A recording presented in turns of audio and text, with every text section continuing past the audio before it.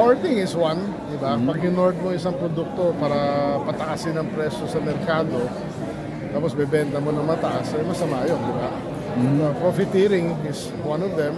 Of course, outright smuggling, undeclared, unregistered importation or misdeclared, yun. Of course, may value na 10 million. Well, wala namang value. So wala po tayong threshold sa value?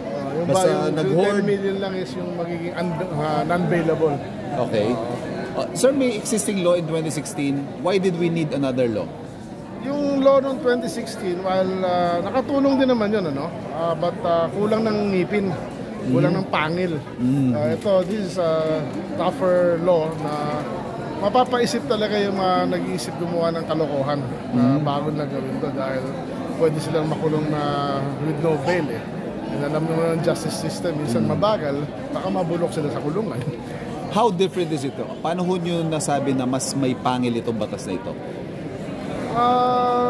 Kasi pati lahat ng warehouses ngayon for grains and cold storages, kailangan na i-rehistro.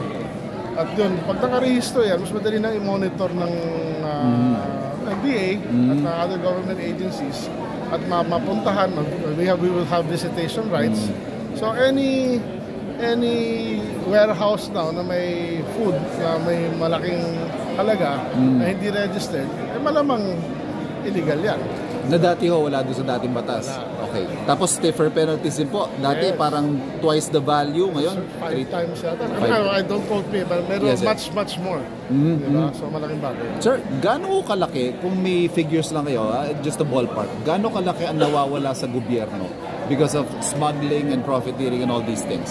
Unfortunately, I cannot say. I can get back to you on that, pero I guarantee yung malaki. You're talking several hundreds of billions of pesos a year, gano'n ba? Yeah, I would believe, yes.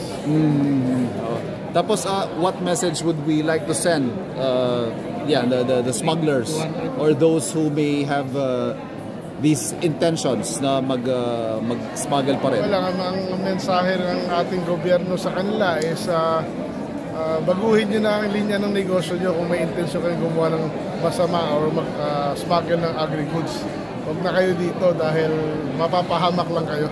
Sa mga mamamayan naman po, tsaka sa mga magsasaka, how will this law help them? Paano ho kikita ang farmers? Paano bababa ang presyo ng bilihin? Ang nangyayari dyan, pinapasok ang mga agri-goods ng mura, tapos binibenta at minsan napa-flood pa yung ating merkado, di ba? So nakakapektuhan yung presyo ng ating mga farmer. So less smuggling definitely means better income for farmers. But of course, I would just like to remind everybody na this is not anti-importation. There are times we really need to import. So kailangan din natin na meron tayong tuloy-tuloy na importation in a timely manner na hindi makaka-apekto sa ating farmers. And will this law also expect to bring down prices of agricultural products? Hopefully yes, pero it's a balancing act. We have to manage the food, but as I said when I got this job, kulang pa ako ng statistics office to be able to manage it properly, but hopefully by next year nakaset up na natin. Sir, last na lang po, may mga nagsasabi na yung pagbaba ng presyo ng bigas, we cannot attribute that to EO62. Dahil ang nangyari daw po sa EO62, kumita lang yung mga importer Hindi naman.